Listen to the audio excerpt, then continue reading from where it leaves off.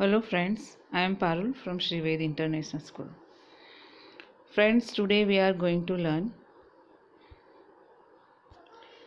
Standard 11th Gujarati Medium, Chapter 1st and its part 1st.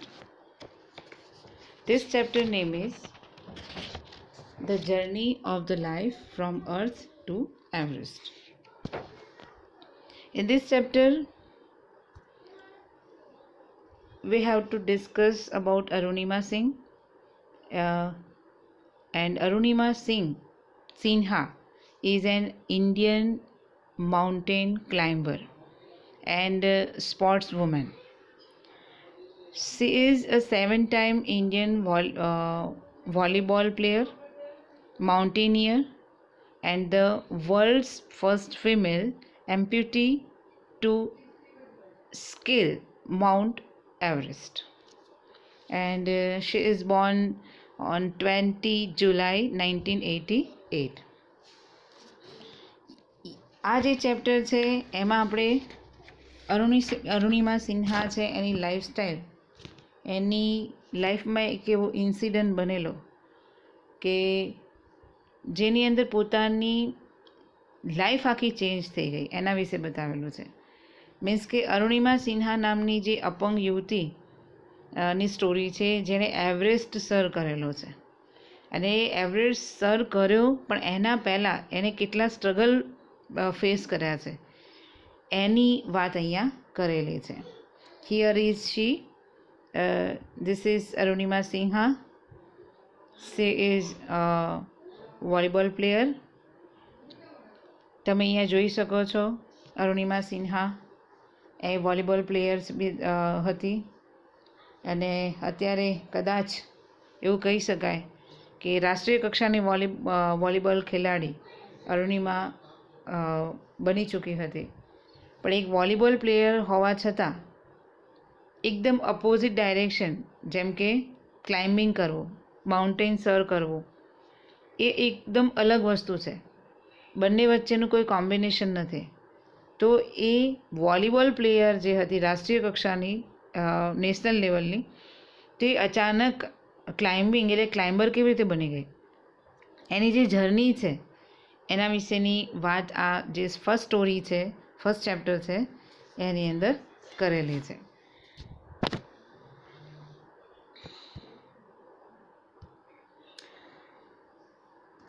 પહેલાં આપણે discuss કરી લઈએ કે ગ્લોસરી, what is artificial. Artificial means not natural. Spirit. Artificial એટલા માટે કહ્યું છે કે આ જે અરુણિમા સિન્હા છે એની લાઈફમાં આ વર્ડ બહુ જ મહત્ત્વનો છે અને કદાચ આ વસ્તુથી જ, આર્ટિફિશિયલ થિંગથી જ એની આખી લાઈફ ચેન્જ થઈ ગઈ. Next spirit. Spirit means strength of mind and courage. Mountaineer, spelling mistake, means a mountain climber. Inspiration means motivation. Thug. Thug means pull with jerk. मतलब આપણે કહી શકીએ કે જે થીફર હોય, જે ચેન સ્નેકર હોય છે એને કહી શકાય. And six sense means intuition. આ જે લાઈફસ્ટાઈલ અરુણિમાની છે એની જે જર્ની છે એની આપણે સ્ટાર્ટિંગ કરીએ. તો let's we start this chapter first, reading 1, and its name is The Journey of My Life from Earth to Everest. Arunima Sinha was a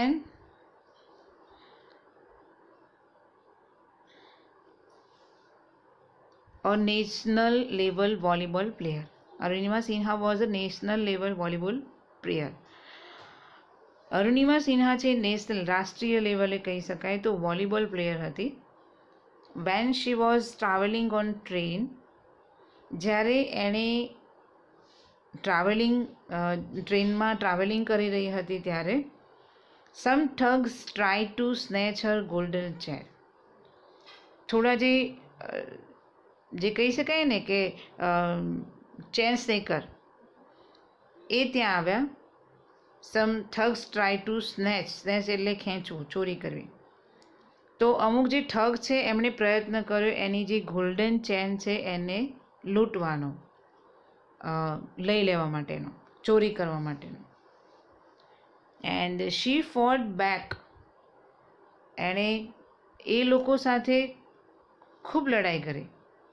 but was thrown out of the speeding train and lost her left leg. એણે ઘણી જ fight કરી, ઘણો બધો પ્રયત્ન કર્યો કે એ પોતાની ચેનને બચાવી શકે. એ વખતે એને એ વિચાર નહોતો કર્યો કે આનાથી મારી ઉપર શું ઇફેક્ટ પડશે, મતલબ કે પોતાના લાઈફ વિશે વિચારે નહોતું. એક સ્ટ્રોંગ લેડી છે અને એના કારણે એને ફાઇટ આપી. But was thrown out the speeding train. પણ થયું એવું કે એ જે સ્પીડથી ટ્રેન જઈ રહી હતી એમાંથી એ ફંગોળાઈ જાય છે, થ્રોન આઉટ, ફેંકાઈ જાય છે. And lost her left leg. અને એમાં ને એમાં એનો જે લેફ્ટ લેગ છે, ડાબો પગ, એ ખોઈ બેસે છે. This happen when she was 24. આ જ્યારે થયું ત્યારે એની એજ કહી શકીએ તો 24 યર્સ ઓલ્ડ હતી. મતલબ કે 24 વર્ષની હતી ત્યારે આ ઇન્સિડન્ટ એની લાઈફમાં બન્યો. However, this accident never affected her spirit. આ એવું કહી શકાય કે આ એક્સિડન્ટે નેવર અફેક્ટ હર સ્પિરિટ, એની આત્માને અથવા એના જુસ્સાને કોઈ અસર પહોંચવા ના દીધી. જનરલી આપણે એવું જોતા હોઈએ છીએ કે બાય ચાન્સ કોઈ એવો નાનો ઇન્સિડન્ટ થઈ જાય, માની લો ને કે કોઈ વસ્તુથી ઇન્જર્ડ થઈ ગયા આપણે અને વધુમાં વધુ 1-2 મહિનાને ખાટલો કે બેડમાં જતા રહીએ છીએ રેસ્ટ માટે, પછી એવું વિચારીએ છીએ કે ના આ વસ્તુ તો ના કરાય, હવે ડરી ગયા. પણ એ એક્સિડન્ટથી આને તો કંઈક નવું જ શીખી છે. એની લાઈફ, એની જે સ્પિરિટ છે એને કોઈ અફેક્ટ પહોંચવા ના દીધી. જ્યારે આપણે એની જગાએ હોઈએ તો એ વસ્તુને આપણે પકડી લઈએ કે ના આવું કરીએ તો આવું થાય. એના કારણે આપણે બંધાઈ જઈએ છીએ અને એ આપણે પછી આગળ નથી જઈ શકતા, આપણો ગ્રો નથી થતો. જનરલી દરેક વ્યક્તિના માઇન્ડમાં આ વસ્તુ હોય જ છે કે કોઈ એવો ભયંકર એક્સિડન્ટ, કોઈ એવો ઇન્સિડન્ટ, ઇવન એક્સિડન્ટની વાત નથી કરતી હું, કોઈ એક્સિડન્ટ સિવાય ઇન્સિડન્ટની પણ વાત કરું છું. તમારી લાઈફમાં એવી કોઈ ઘટના બની જાય છે કે જેથી તમે સ્થિર થઈ જાઓ છો, સ્ટોપ થઈ જાઓ છો, તમારા ગ્રોને અટકાવી દો છો. કદાચ એ વિચારોથી કે કદાચ આવું કરવાથી આવું થશે તો પછી શું. પણ જે અરુણિમા સિન્હા છે એ પોતે આ એક્સિડન્ટ એની સાથે થયો પણ એની સ્પિરિટ પર કોઈ અસર પહોંચી નહીં, કોઈ ઇફેક્ટ થઈ નહીં.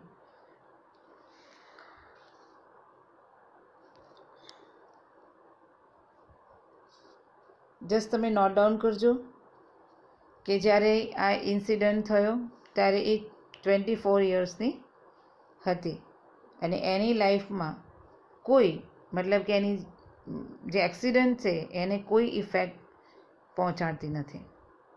અને આ પણ મોસ્ટ ઇમ્પોર્ટન્ટ લાઇન છે કે Arunima Sinha was a national level volleyball player.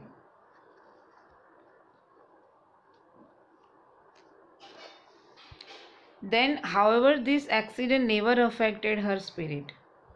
At All Indian Institute of Medical Science, Delhi, an artificial leg was fitted. All Indian Institute of Medical Science. આમ કહેવા જઈએ તો આ જે ઇન્સ્ટિટ્યૂટ છે all India institute of medical science જે દિલ્હીમાં આવેલી છે, એણે શું કર્યું? Delhi and artificial leg was fitted. Artificial લેગને એમને ફિટ કર્યો, બેસાડ્યો, કૃત્રિમ પગને બેસાડ્યો, કૃત્રિમ પગને બનાવીને એના જોઈન્ટ સાથે એને થોડી ટ્રેન કરી અને જેથી એના વડે એના થકી એ ચાલી શકી. A year later she was retrained as a mountaineer and become the first female with an artificial leg to scale Mount Everest. It's an amazing thing. બધા પગ સાથે કદાચ પાવાગઢના પર્વત કાં તો નોર્મલ કોઈ ચઢાણ પર ચડવું હોય, ક્લાઇમ્બિંગ કરવું હોય તો પણ નથી કરી શકતા વિથ 2 લેગ. પણ આને તો એક પગે, એક તો આર્ટિફિશિયલ છે, એટલું બધું વર્ક ન કરતું હોય તેમ છતાંય એણે માઉન્ટ એવરેસ્ટ સર કર્યું. A year later she was retrained મતલબ એને તાલીમ મળી એઝ અ માઉન્ટેનિયર. 1 વર્ષ પછી એને પર્વતારોહકની તાલીમ આપવામાં આવી and become the first female with an artificial leg to scale Mount Everest. અને એ કૃત્રિમ પગ સાથે માઉન્ટ એવરેસ્ટ સર કરનાર આ પ્રથમ મહિલા બની. This is her unforgettable story of hope, courage and inspiration. એકચ્યુઅલમાં કહેવા જઈએ તો આ જે સ્ટોરી છે એ નોર્મલ નથી કે જે ફેરીની સ્ટોરી જ્યારે નાનપણમાં આપણે સાંભળતા હતા એટલી નોર્મલ વસ્તુ નથી. It's a major thing. બહુ મહત્ત્વની વસ્તુ છે આ, કે જેને આપણે એમ જ ભૂલી નથી જવાનું. આ સ્ટોરીથી તો આપણને પણ કંઈક મળશે. This is her unforgettable story. આ ન ભૂલી શકાય એવી સ્ટોરી છે, જેનાથી આપણને પણ શું મળશે તો હોપ, આશા મળશે, કરેજ, હિંમત મળશે એન્ડ ઇન્સ્પિરેશન, પ્રેરણા. કહેવાનો મતલબ કે એની આ સ્ટોરી છે એમાં આશા, હિંમત અને પ્રેરણાની સ્મૃતિ રહેલી છે, એની સ્ટોરી છે. Let's read 4 scene of her life narrated in her own words. એકચ્યુઅલમાં અરુણિમા સિન્હાનું ઇન્ટરવ્યૂ થયેલું જ્યારે એણે આ જે ગોલ છે એને કમ્પ્લીટ કર્યો. એના પછી એનો ઇન્ટરવ્યૂ થયો હતો અને એ ઇન્ટરવ્યૂ થયા પછી એ વખતે જે પણ એને એના સ્ટેટમેન્ટ, પોતાની ઓન ફિલિંગ્સ અને જે એની તકલીફો છે એને શેર કરી પબ્લિક સામે, ત્યારે એકચ્યુઅલમાં ખબર પડી કે એણે કઈ વસ્તુને ફેસ કરી હતી, કઈ વસ્તુને એણે સામનો કર્યો હતો. તો એ વસ્તુની એમાં ખબર પડે છે. એટલે આની અંદર જે છે 4 સીન આપેલા છે, જેમાં સ્ટેપ બાય સ્ટેપ એની લાઈફના આ 4 મોસ્ટ ઇમ્પોર્ટન્ટ પાર્ટ છે કે જેણે કઈ વસ્તુને ફેસ કરી, કઈ વસ્તુથી, કયા વર્ડથી, કયા સેન્ટેન્સથી, કયા વ્યક્તિથી એ ઇન્સ્પાયર થઈ અને વોલીબોલ પ્લેયરમાંથી સીધી ક્લાઇમ્બર બની ગઈ. એવું શું થયું એની લાઈફમાં, એવી કઈ ઇન્સિડન્ટ છે કે જે એની લાઈફને આખી ચેન્જ કરી નાખી. વોલીબોલ પ્લેયરને તો રમતી ત્યારે બંને પગ હતા, તો એવી કયા ઇન્સિડન્ટથી એને એક પગ જતો રહ્યો, લોસ થઈ ગયો, એનું શું રીઝન છે, એ આખી સ્ટોરી એ ઇન્ટરવ્યૂમાં એણે આપેલી. એટલા માટે અહીંયા લખ્યું છે કે let's read 4 scenes of her life નેરેટેડ in her on words. એણે નેરેટેડ મીન્સ એણે પોતે જ રાઇટ કરેલું છે, એના પોતાના શબ્દોમાં વર્ણન કરેલું છે કે એણે શું ફેસ કર્યું આ 4 સીન્સમાં, એ આપણે જોવાનું છે. Let's we start. It's the first scene. I had started dozing. પોતાની વાત કરે છે. કેટલી મહત્ત્વની વાત છે કે એ એક વોલીબોલ પ્લેયર હતી. એને જે ટ્રાવેલિંગ કરતું, ટ્રેનમાં એકવાર ટ્રાવેલિંગ કરતાં અમુક ઠગ આવે છે, એની ગોલ્ડન ચેન છે એને ચોરવા માટે એની સાથે ફાઇટ કરે છે. ફાઇટ કર્યા પછી એ દરમિયાન જ અચાનક સ્પીડમાં જે ટ્રેન હોય છે એમાંથી ફંગોળાઈ જાય છે.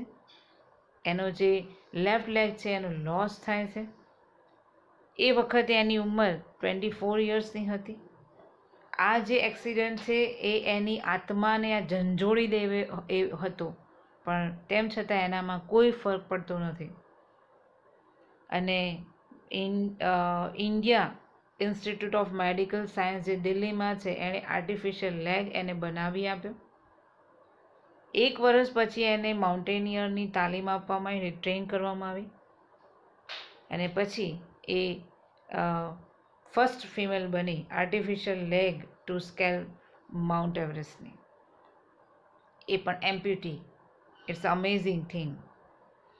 જસ્ટ આ જે સ્ટોરી છે એનાથી આપણને ઉમેદ મળે છે, એક ઇન્સ્પિરેશન મળે છે, એક મોટિવેશન મળે છે. તો એનો એક્સપિરિયન્સ કેવો હતો જોઈએ. I had started dozing. મને ઝોકા આવવા લાગ્યા હતા, મને ઝોકા આવતા હતા.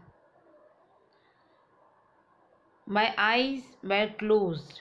હવે આ શેની વાત કરે છે, આ કઈ જગ્યાની વાત કરે છે કે જ્યાં એને ઝોકા આવતા હતા, એની આંખો બંધ હતી. તો આ ફર્સ્ટ સીન છે એ કયો બતાવે છે, જ્યારે એ ટ્રેનમાં હતી અને ટ્રેનમાં ઓબ્વિયસ ઘણા બધી પબ્લિક હોય છે. તો એ વખતે તેમ છતાંય જે ચેન સ્ટેકર હોય છે એ લોકો એટલા શાર્પ હોય છે કે કોઈને ખબર બી નથી પડતી અને ચોરી કરીને જતા રહેતા હોય છે. તો પણ તેમ છતાં આ જે અરુણિમા સિન્હા છે એ બહુ જ શાર્પ છે. એની સિક્સ સેન્સ બહુ પાવરફુલ છે. એકચ્યુઅલમાં સિક્સ સેન્સ તો હરેક લેડી, હરેક વુમેન, હરેક ગર્લની હોય છે. પણ આની અંદર એની જે શાર્પનેસ છે એ બતાવે છે કે આઈ હેડ સ્ટાર્ટેડ ડોઝિંગ, મતલબ કે ટ્રેનમાં બેઠી હતી ત્યારે એને ઝોકા આવતા હતા. ડોઝિંગ મીન્સ ઝોકા આવવા. My eyes were close. મારી આંખો બંધ થઈ જતી. But my mind was awake. પણ મારું મગજ, મારું મન જાગૃત હતું. કારણ કે અમુક લોકોની ઊંઘ એવી હોય છે કે માની લો કે બાજુમાં ઢોલ બી વગાડીએ તો પણ કોઈ જાગતું નથી હોતું. જ્યારે અમુક એ રીતેના ઊંઘ ધરાવતા હોય છે કે જે માઇન્ડથી જાગૃત હોય છે. મતલબ કે આપણી બાજુમાંથી બી પસાર થઈએ તો ભલે ઊંઘમાં હોય પણ એને ખબર પડે મારી બાજુમાંથી કોઈ ગયું. That means sharpness. અને એવું જ અરુણિમા સિન્હા છે, એની આંખો બંધ હતી પણ એનું મગજ, માઇન્ડ ચાલુ હતું. I remember someone saying that Bareilly would come after some time. મને યાદ છે, આઈ રિમેમ્બર સમવન સેઇંગ, કોઈ બોલ્યું. શું બોલ્યું? Bareilly would come after some time. Bareilly હવે આવતી જશે. બરેલી મીન્સ જે પ્લેસ છે, પ્લેસનું નામ છે અને એ હવે નજીક જ છે. મતલબ આપણે જેમ આપણી આજુબાજુના જે બી નજીકના પ્લેસીસ હોય છે તો પહોંચવા આવ્યા તો બસ હવે પહોંચવા જાય એમ. તો એ પ્લેસનું નામ બોલીએ છીએ. સેમ એઝ આ જસ્ટ એની આંખો બંધ છે, માઇન્ડ ચાલુ છે અને એ દરમિયાન કોઈ એવું બોલે છે કે બરેલી હવે આવશે. કમ આફ્ટર સમ ટાઈમ, થોડા સમયમાં. I was in deep thought. હું એ વખતે બહુ ઊંડા વિચારોમાં ડૂબેલી હતી. I felt a hand tugging at my gold chain. સમજજો, સમજવા જેવી વાત છે કે એ જ્યારે વિચારતી હતી, બહુ ઊંડા વિચારોમાં હતી. I was in deep thought when I felt a hand tugging at my gold chain. એ ઊંડા વિચારોમાં હતી જ્યારે એણે એવી ફીલ કર્યું કે કોઈનો હાથ, કોઈ ઠગનો હાથ એટ માય ગોલ્ડ ચેન, મારી સોનાની જે ચેન છે એની ઉપર કાં તો એનો ખેંચવાનો પ્રયત્ન કરી રહ્યો છે એવું એને લાગ્યું. A girl's sixth sense is always her best companion. Companion means સાથીદાર. અને મેં તમને કહ્યું આના પહેલાં કે એક કમ્પેરિઝન છે બોયઝ અને ગર્લ્સની, કે જે સિક્સ સેન્સ કહી શકાય, સિક્સ સેન્સ પાવર્સ છે એ ગર્લ્સમાં વધારે હોય છે. તો એ આની અંદર એનું કામ કરી ગયો. એનું જે સિક્સ સેન્સ છે એવું કહે છે કે ઓલવેઝ હર બેસ્ટ કમ્પેનિયન, એક એનો બેસ્ટ સાથીદાર હોય છે ગર્લ માટે, જે એને હેલ્પ કરી દે છે. જે આમાં અરુણિમા સિન્હાને પણ હેલ્પ કરે છે. કેવી રીતે? આઈ ઇન્સ્ટિંક્ટિવલી ઓપન માય આઈઝ. મતલબ ઇન્સ્ટિંક્ટિવલી મતલબ અંતસ્ફૂર્ણા થવી. મને એવી અંતસ્ફૂર્ણા થઈ અને મારી આંખો ખુલી ગઈ. Open my eyes.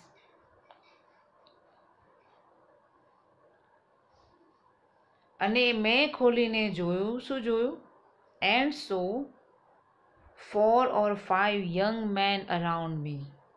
4 થી 5 યંગ મેન મારી આજુબાજુમાં ઊભેલા હતા, મારી આજુબાજુમાં હતા. વિચાર કરો, એક ગર્લ છે, આટલી ભરેલી ટ્રેન છે, કદાચ એના કમ્પાર્ટમેન્ટમાં એ પોતે હશે, બીજા બી હશે, પણ આવા સમયમાં જોઈએ ને તો કોઈ મદદ નથી કરતું હતું. ડર હોય છે કે આ બધા લફડામાં ક્યાં પડે. જનરલી આપણી થિંકિંગ એવી હોય છે. એવું સેમ આની લાઈફમાં પણ થાય છે કે જેને એને એવી ઇન્સ્ટિંક્ટિવલી જ્યારે એનો આઈસ ખુલે છે, એની આંખો ખુલે છે, ત્યારે એ જુએ છે કે એની આસપાસ 4 થી 5 માણસો ઊભેલા છે. Their drunken look and behavior give me an inkling of their intention. હવે આ જે ચોરી કરવા આવ્યા છે એ એમ જ નથી. એ લોકોના ચહેરા, એમનું જે લુક છે, બિહેવિયર છે, એની વાત કરી છે કે ધીયર ડ્રંકન લુક્સ. એમનું લુક તો એવું લાગતું હતું કે જાણે દારૂ પીધેલો હોય. એમનું બિહેવિયરથી એવું લાગતું હતું, એમના લુક ઉપરથી લાગતું હતું. અને ડ્રંકન પર્સન હોય એ એને યાદ નથી રહેતું કે એ કઈ ભૂલ અને કઈ વસ્તુ કરી રહ્યો છે. એટલે ડ્રંક ન કરવો જોઈએ. There drunken look and behaviour gave મી. એનું જે ડ્રંકન લુક છે, એ બિહેવિયર છે, એણે એ વસ્તુથી મને શંકા ગઈ. ઇન્કલિંગ મીન્સ શંકા જેવી. મને શંકા થઈ ઓફ ધેર ઇન્ટેન્શન, કે એમનો ઇન્ટેન્શન શું છે. એમનો ઇન્ટેન્શન એટલો જ હતો કે કોઈ પણ હિસાબે આની સોનાની ચેનને ચોરી કરવી. જો કે ગર્લ માટે સેફ્ટી સાઇડ, એ પછી ઓર્નામેન્ટ્સ રિલેટેડ હોય કે પોતાની હોય, બહુ જ ઓછી છે. એને પ્રોટેક્શન જાતે જ કરવું પડે છે. એવી રીતે આમાં પણ એવું થાય છે કે એને જસ્ટ એવો ઇન્ટેન્શન એ લોકોનો શું હતો એને ખબર પડી ગઈ હતી. I stood up in a flash to tell them that I had no intentions of parting with my chain. I stood up in flash to tell them. મતલબ કે મારી જે intention, I had no intention for parting with my chain. મારી ઈચ્છા હતી કેવી કે chain હું ગુમાવવા માગતી નહોતી. I had no intention of parting with my chain. હું મારી ચેન ગુમાવવા નહોતી માગતી. એવું કહેવા માટે એ ઊભી થઈ જાય છે. I stood up in flash to tell them. એવું મારે એમને કહેવું હતું કે હું મારી ચેનને બચાવીશ, મારી ચેનને હું ચોરવા નહીં દઉં, ચોરી નહીં થવા દઉં. એવું કહીને ઊભી થઈ જાય છે, એવું બોલે છે પેલા લોકોને. સો દે કમ ટુગેધર એટ મી. અને આ જોઈને એ લોકો એક સાથે મારી બાજુ આવ્યા. હવે વિચાર કરો કે એક સિમ્પલ લેડી છે અને એક સાથે કોઈ એને હેલ્પમાં છે જ નહીં, કેટલી બધી એને ફાઇટ કરેલી છે, એ દરમિયાન એને કોઈ મદદ નથી કરતું. તો કેટલી ભયંકર વસ્તુ એના માટે રહી એ જે તકલીફ છે.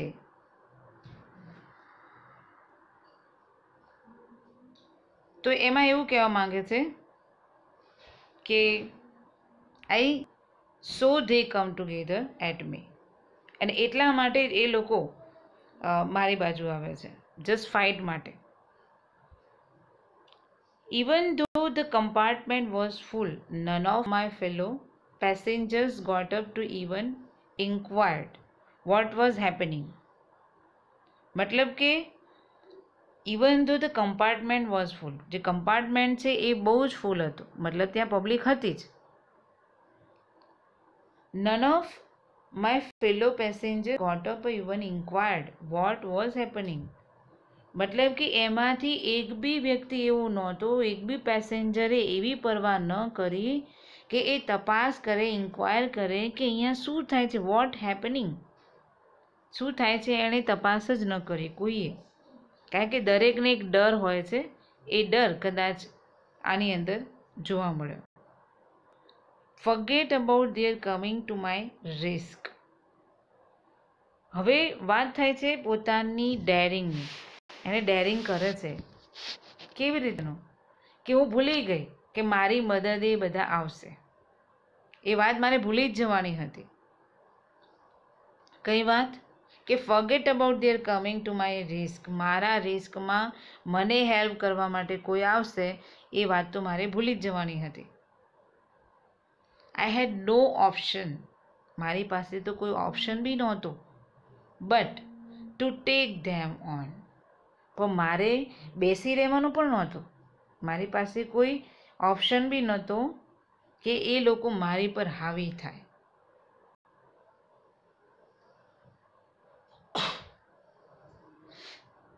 તો I had no option but to take them on.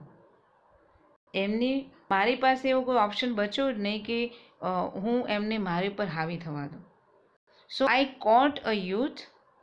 તો મેં શું કર્યું, એક યુવાન, એક યંગ પર્સન છે, એને ખબર પડી ગઈ હતી. So I caught a youth who was trying to size me up by his collar and pushed him back. તો મેં એક જે યુવાન હતો એને પકડ્યો. I caught a youth. જેણે વિચારી લીધું હતું, જેને ખબર પડી ગઈ હતી, who was trying to size me up. એ મને ખબર પડી ગઈ હતી, મને સમજી ગયો હતો. તો એનો મેં શું પકડ્યો, બાય હિઝ કોલર અને પુશ્ડ હિમ બેક. અને એને પાછળની સાઈડ ધક્કો મારી દીધો, પાછળની સાઈડ ધકેલી દીધો. મતલબ એને ખબર પડી ગઈ હતી કે આ ફાઇટ કરશે, આ એમ જ ચેનને નહીં આપી દે. તેમ છતાંય આને એટલી સ્ટ્રોંગ બની અને એના કોલરને પકડે છે અને એને પાછળની સાઈડે ધક્કો આપે છે. જેટલી એનર્જી હતી એટલી બધી એનર્જીનો યુઝ કર્યો છે અરુણિમા સિન્હાએ આમાં. આઈ kicked a couple of others. અને મેં બીજા 2 જણા હતા, જેમ કે મેં આને ધક્કો માર્યો, એક યંગ મેન છે એને મેં ધક્કો માર્યો પાછળની સાઈડે, એવામાં બીજા 2 સામે આવે છે તો એને પણ કિક કર્યો. I kicked a couple of the other. બીજા 2ને પણ ધક્કા મારી દીધા. And exceptional battle had begun inside the train on the move. અને એમ કહેવા જઈએ તો એક પ્રકારનું જે નિશ્ચિત નહોતું એવું યુદ્ધની શરૂઆત થઈ ગઈ હતી આ ચાલુ ટ્રેનમાં. બરાબર? આ ચાલુ ટ્રેનની અંદર એક પ્રકારના યુદ્ધની શરૂઆત થઈ ગઈ હતી. હવે આ યુદ્ધની અંદર એ શું કરશે, કેવી રીતે ફાઇટ કરશે, શું થવાનું છે, હવે એની લાઈફ કેવી રીતે ચેન્જ થશે, એ તમને આગળના જે પાર્ટમાં જોવા મળશે. કહેવાનો મતલબ કે એ એક સીન છે. પહેલા સીનની અંદર એ ડોઝ લેતી હતી, ઝોકા લેતી હતી, આંખો બંધ હતી, માઇન્ડ જાગૃત હતું. બરેલી આવે છે એવું કોઈ બોલે છે એને સાંભળ્યું. ઠગ છે એની બાજુ આવે છે એની ચેનને ચોરવા, એવું એને સિક્સ સેન્સથી ખબર પડે છે. એ પોતાની આંખો ખોલે છે. યંગ મેનની આ 4 થી 5 વ્યક્તિઓ એની આસપાસ આવી જાય છે અને એ પણ કેવા ડ્રંકન લુકવાળા હતા. અને એવી એને ખબર પડે છે તો એની સાથે ફાઇટ કરવા માંડે છે. ફાઇટ કરતાં એક વ્યક્તિને એ પકડી અને કોલરથી એ પુશ કરીને પાછળની સાઈડ ધકેલે છે અને એની સામે બીજા 2 વ્યક્તિ આવે છે કે જેને એ કિક કરે છે અને જેટલું બળ હોય એટલું એ પ્રયત્ન કરે છે. અને આમ આ ચાલતી ટ્રેનની અંદર એક પ્રકારનું યુદ્ધ ચાલુ થઈ જાય છે. જે આપણે આટલે સુધી મેઇન જે થિંગ્સ હતી કે એની જર્ની સ્ટાર્ટ થઈ. ટૂંકમાં જે ટ્રેનની જર્ની છે એ ટ્રેનની જર્નીએ જ એની લાઈફને ચેન્જ કર્યો છે એવું સાબિત થાય છે.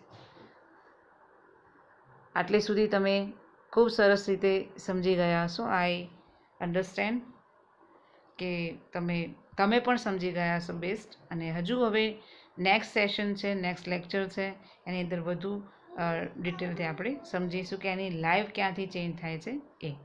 સો થેન્ક યુ સો મચ.